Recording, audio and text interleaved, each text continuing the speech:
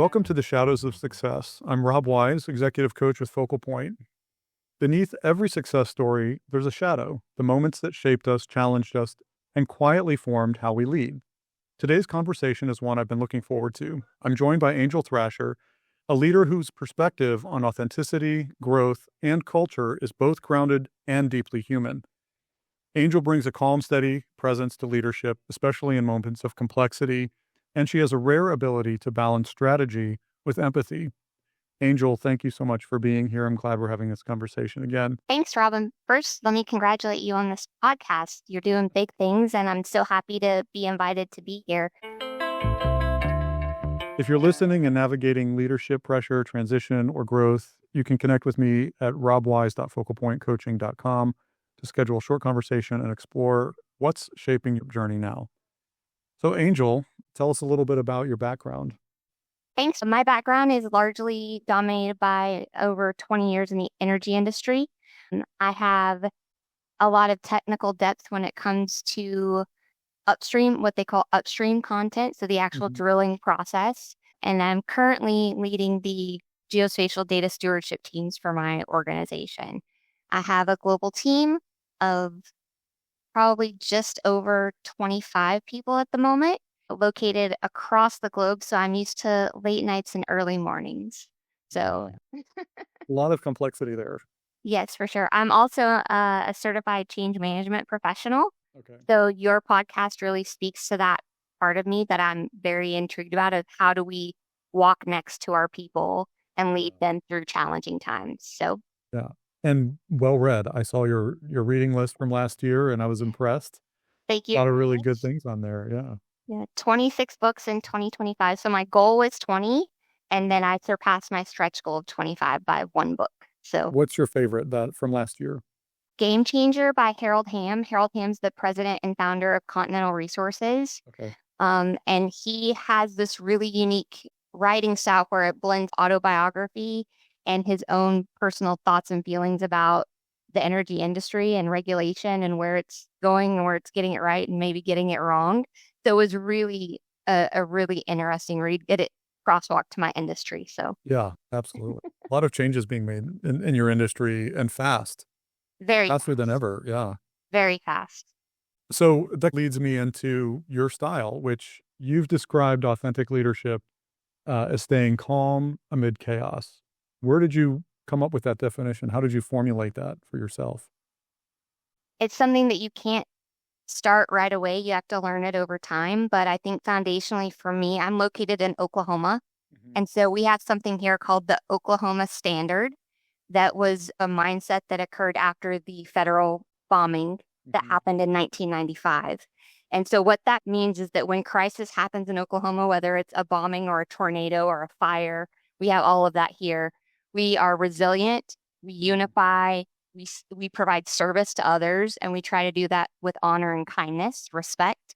And so those kind of things, when I see them happen in other places, you may see looting or rioting or chaos. That doesn't really happen in Oklahoma. We have much more of a servant mentality here. And that's what I try to be as a leader, is a servant of my people. So I think it all stems from there, but it's taken years to build that out, if you will. Yeah, to cultivate that for yourself. Sure. I think that's fascinating how Oklahoma as a state has made this conscientious decision of who it is. And I don't think a lot of people know that. And certainly they may understand if they're there and they can feel it, but that it came from that bombing. I was 18 years old when that happened. I remember that distinctly. And, but I never heard about the positive end of that and what Oklahoma did with that. So I'm glad you shared that, because it's fascinating development in leadership for a huge group of people that maybe seemingly were disconnected before. Absolutely. It definitely strengthened bonds across the state. Yeah. One of the things you said to me was that a leader's job is to align everyone with a vision. What does that mean for you? So I think we're all familiar working in corporate spaces with these vision, mission, and value statements, right? But if you as a leader cannot translate what your teams are doing on a daily basis to the achievement of any of those three, you're probably not understanding it yourself well enough, and you're probably more managing a task or managing a team than you are leading people along a path Mm, that's going to realize the goals, the overall goals of the organization or the company or yeah. the stakeholders. So that's, I think, one of the key missions of a leader is connection. Yes. How does that work for you in your day to day? What do you do to build that connection? So a lot of my efforts in doing this is to help our colleagues understand how clients use their work in products and various products. And so once people have that understanding, they make better choices when they're choosing to design something or to complete a certain task. They actually think of the end-to-end concept, not Mm, just as at the end user where they sit. They think about how it actually displays in products and how clients interface with those products. yeah. And how that aligns with the global mission of the company Correct. and those visions and the goals that S&P Global might have.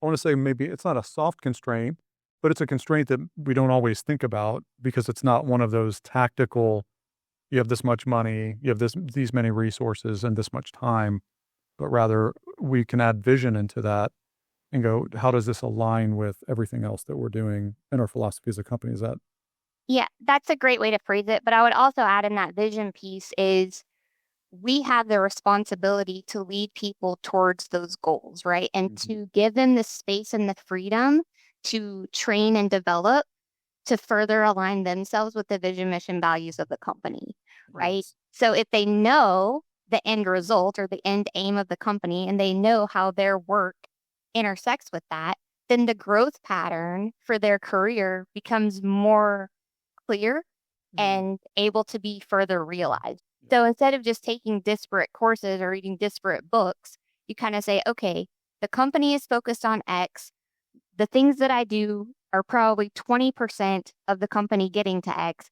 What can I add in a 5% or 10% increment to push my career closer to that goal?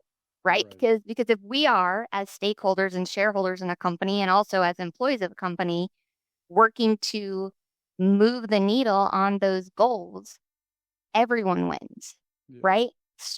Colleagues are stronger, teams are more cohesive, everyone's moving in the same general direction. Yeah. So that vision piece is huge for me as a leader. Yeah. I love seeing that the personal development as it aligns to the company goals, the team goals, and the desire to make sure that people are developing, but you're Absolutely. giving them a focus on this is the industry we're in, and this is the right way to develop instead of, yeah, I mean, how many different books and leadership platforms and trainings are out there? And one of the things that I see is a problem is that they'll bring somebody in, they'll motivate everybody, and then that's it. And everybody goes back to their task work and they continue to be misaligned. I completely agree with you, but I also think you have to be kind of intrinsically motivated when it comes to your own development, right? Because it's just like being in the weight room, which I'm a huge fan of. Nobody else can do those reps for you, right? And that's true in personal development, professional development, across paradigms, if you will. Nobody else can read those books. Nobody else can take those courses. Nobody else can bring that value back to the business to propel your career forward. You have to do it. Yes. So that brings me to a point that you made about you emphasizing honest self-appraisal as the starting point for leadership development. Why is that so critical? Because if you 2 points. One, if you can't be honest with yourself, you can't be honest with anybody else. Mm, You know your flaws because you're the end user of your life. You know where you're strong, you know where you're weak. And you could probably count 2 to 3 things that you could do starting from today to improve, mhm. right? But if you say, oh, I'm good, my boss likes me, my team likes me, I can just coast in this role, that's not an honest reflection or self assessment. Yeah. And when it comes to the realm of leading, if you can't lead yourself, you cannot successfully lead anybody else. Right. It just doesn't work that way. Yeah. So you as the leader have to model the behaviors and mentality that you want to see other people step into. And so as we're thinking about building in our company, we're big on talking about succession planning. If we're looking to build those next layer of leaders, then leaders at my level and above my level should be modeling what we would want to see in that next generation. We should be having those conversations. So that's where the honest self-assessment comes in. Because if you're not willing to own and to take that ownership of where you're deficient, you don't improve yourself and you can't improve anybody else. Where did you realize that? How did you go through a period of time that you realized like, oh, I need to change? Where did that happen for you? It's a really good question. I think it happens incrementally along the way.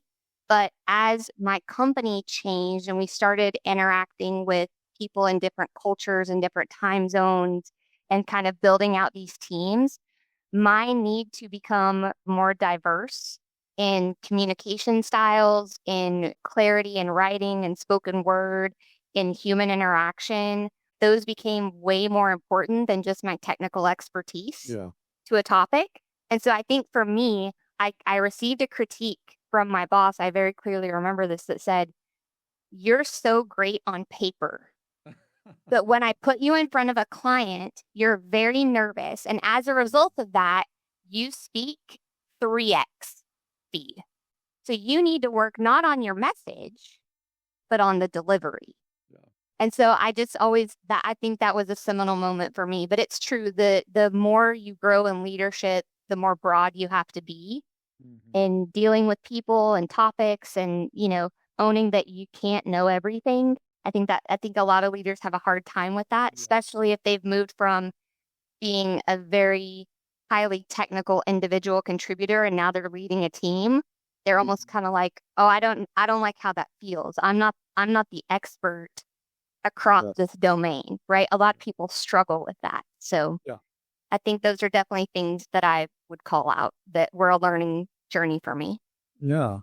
How did it feel when you found yourself changing as a leader and seeing the results of that change? How did that feel for you? It actually made me feel kind of satisfied that I would start to see those changes through others. I would have people coming to me and saying, "Hey, we've really appreciated your work with this client. We're having a meeting. Do you want to come and be the expert in the room? Or would you like to attend this trade show?" Or things of that nature. And even internally, being asked to, just this past year, I was showcased on a career path discussion to come in and actually talk to junior colleagues about what this career progression mean and why should you invest your time and effort and resources into taking your career seriously. And so it's those kind of things when you're like, okay, I might have done a few things. That would be good. And now I'm here. So That's awesome. So as you progress in leadership, what separates leaders who keep growing from those who plateau? desire, you have to want it. Yeah. I mean, and in this age of rapid expansion and technical pursuits, you have to learn it. You just do. And you have to accept that everyone's learning it all at the same time. Some people will be more passionate than others. Some people are resistant to change. But there are ways to introduce some of those new things into teams in bite-sized pieces that make it more accessible or more friendly. So that's what we're trying to achieve right now. So that brings up another topic, and you're so good at segueing for me. I don't have to think about it too much.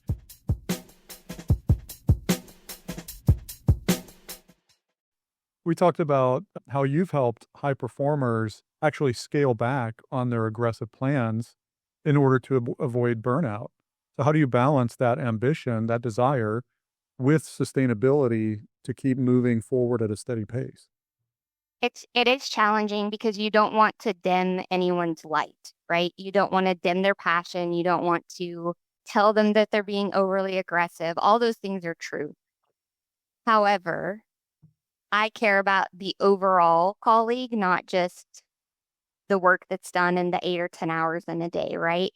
And so if I see people kind of bridging that are approaching that burnout phase, I'm kind of like, wait a minute, what all is on your plate? Let's pick it apart. What must be done now? What can be done later? And I'll use my own reading journey from last year as a springboard for this, because my current mentee came to our first meeting of 2026 and said, I'm going to read X number of books this year and I'm going to take 3 courses a quarter. And I was like, okay, hold on a second. That's a super great plan that you put together, but it doesn't account for life. And so instead of saying, I'm going to do X number of tasks in a year or classes or books, do it 20 or 30 minutes a day, right? Make that daily consistent effort part of your life and see where you end up at the end of the year. If you've never taken on something like that, like a learning challenge or reading something like that, you have to figure out what that pace is first to be able to set a baseline in order to know what you can or can't achieve. And especially young people that have children and families, and you never know if somebody's going to get sick, the cat's got to go to the vet, the car's in the shop, so carving out those little times during the day and committing to it both in your calendar and in your heart, essentially, you can achieve great things with very little time committed as long as you're consistent across a year. Yeah, it's building those tiny habits over time, that 1%, Absolutely. adding up that 1%, and then that previous 1% gets easier because you've built it into a practice. So you're essentially, you talk about building these global energy systems, right? But we're also building systems, individual systems for people that allow us to achieve the goals. And I love in the book Atomic Habits that you can have a goal, but if you don't have a system, then that goal is either going to become overwhelming, unattainable, or you're going to sacrifice all these other things to try to hit that goal. And so building those little systems is crucial to that success.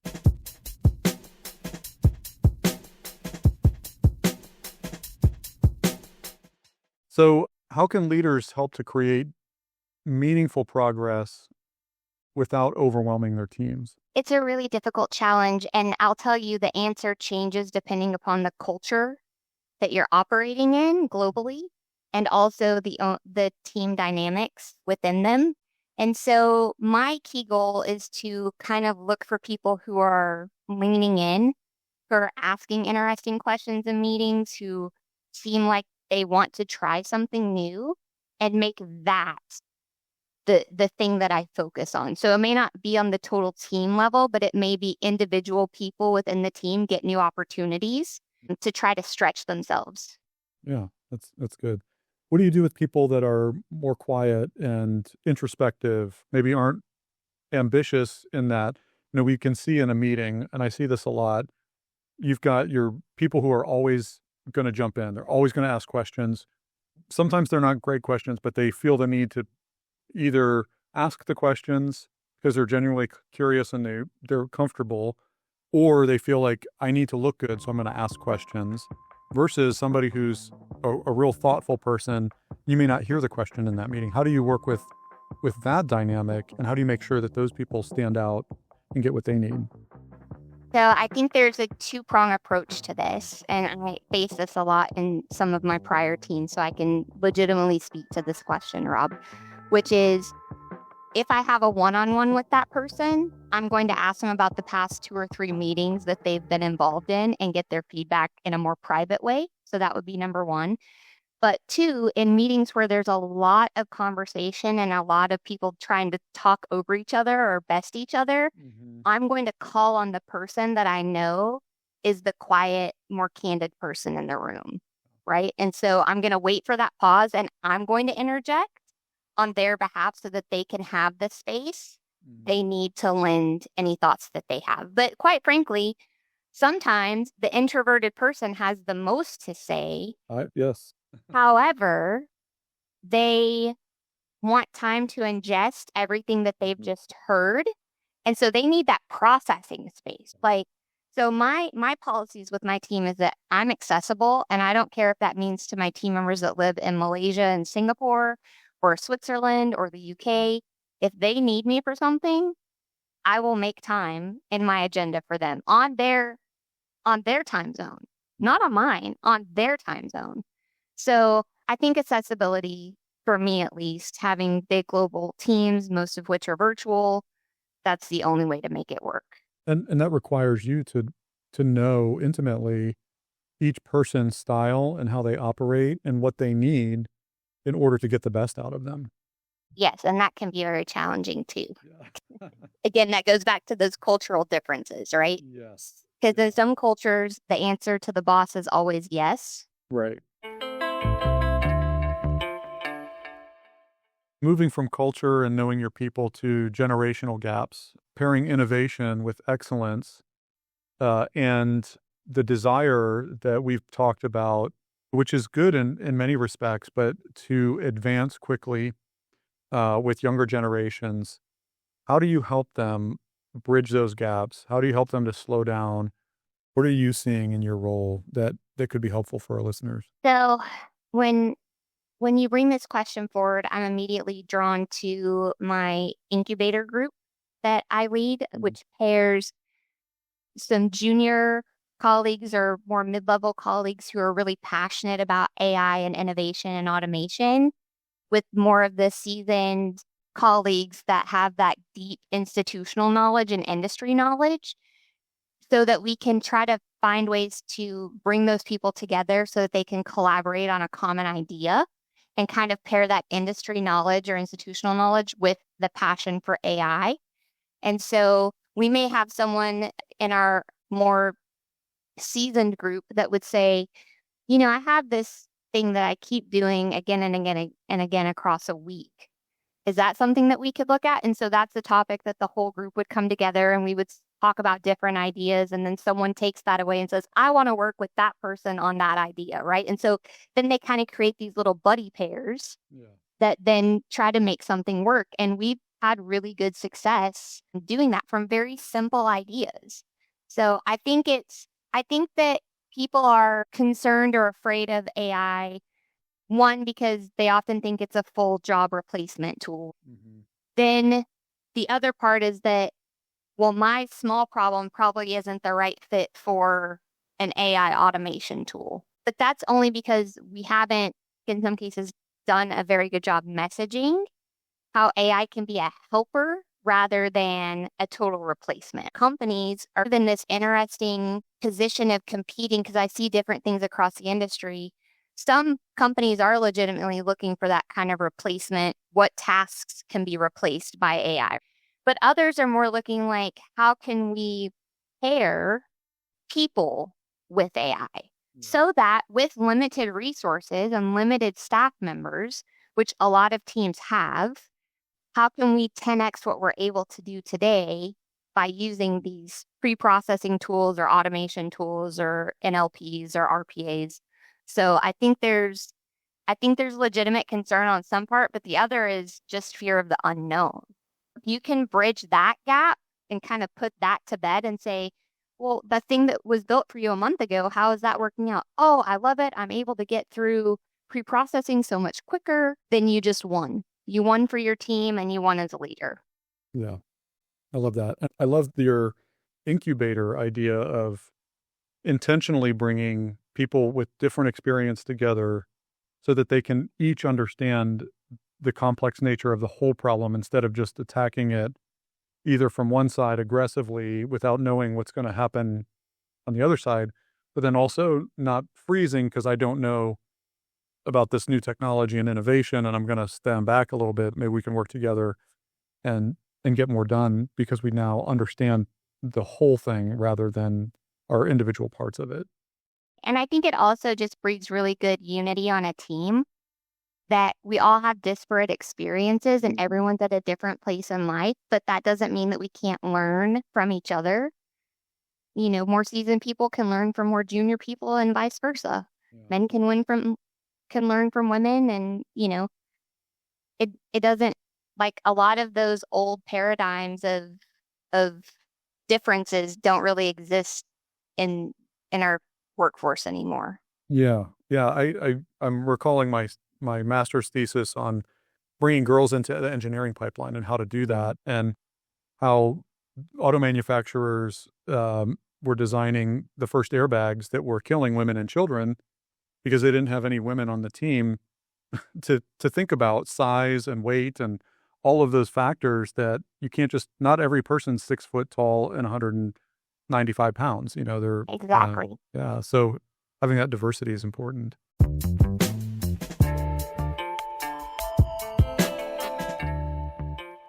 Couple things as we close out. You've mentioned the power of pausing instead of jumping in. What does that create for your team? Opportunity. And it goes right back to what we were just talking about with people having disparate experiences. As a leader, leading other leaders with their own teams, I don't have to have every answer, nor should I, right? I should take that collective approach to say, wait, and see if somebody leans forward and starts speaking on a topic. And that's also how you discover where the roadblocks are for people, is by taking that kind of pregnant pause of, tell me more about that. And see who leans forward and starts talking. That chatter is so valuable as a leader. And especially if you're a virtual leader who doesn't get that kind of water cooler time, that kind of pre-meeting or after meeting chatter is really important because you'll learn a lot about your team and what they're actually going through. So do you build that into virtual meetings? Sometimes I try to come a couple minutes late to meetings just so people are interacting and I can kind of listen, like I'm not making the whole world wait for me. I don't want to give that impression. But if I'm 1 to 2 minutes coming from another meeting into a meeting, which is frequent in my calendar, I'm sure it is for many people, then I see them building those connections with each other, Yeah. And then last, and this is a selfish question, where do you see coaching fit in leadership development, both for leaders, but also for their teams? I think if you can't identify something about someone else that they can improve, and maybe you mention that to them and see what they take away from that conversation. I'm not saying to be rude or judgmental or anything like that, but just like the example I gave earlier of my boss saying I needed to slow down in my delivery. Actionable feedback that I'm still actioning years later. But if no one had ever said that to me, I probably would have been pigeonholed as an individual contributor with a ton of technical acumen, not being put in front of clients, not having an opportunity like this one to meet with you today. Like there's a lot that you can take from a small bit of criticism, even if it's not negative, because people who lead want to see other people improve and succeed, because the real mark of a leader are the leaders that we make. Yes, I love that. That's a great way to close out. The real mark of a leader is the leaders we make. I love it too. So Angel, thank you for sharing your experiences so openly. Your perspective adds depth to the idea of what success really means and how to sustain it. Thank you for being here. Thank you, Rob. Thanks for having me. If today's episode resonated with you, I encourage you to reflect on where you might need to slow down, delegate differently, or give yourself permission to keep learning. That's where meaningful leadership growth begins. You can connect with me again at robwise.focalpoint.com to schedule a short conversation and take a closer look at what's shaping your leadership right now and what might need to shift next. Thanks for listening to The Shadows of Success. I'm Rob Wise with Angel Thrasher, and I'll see you next time.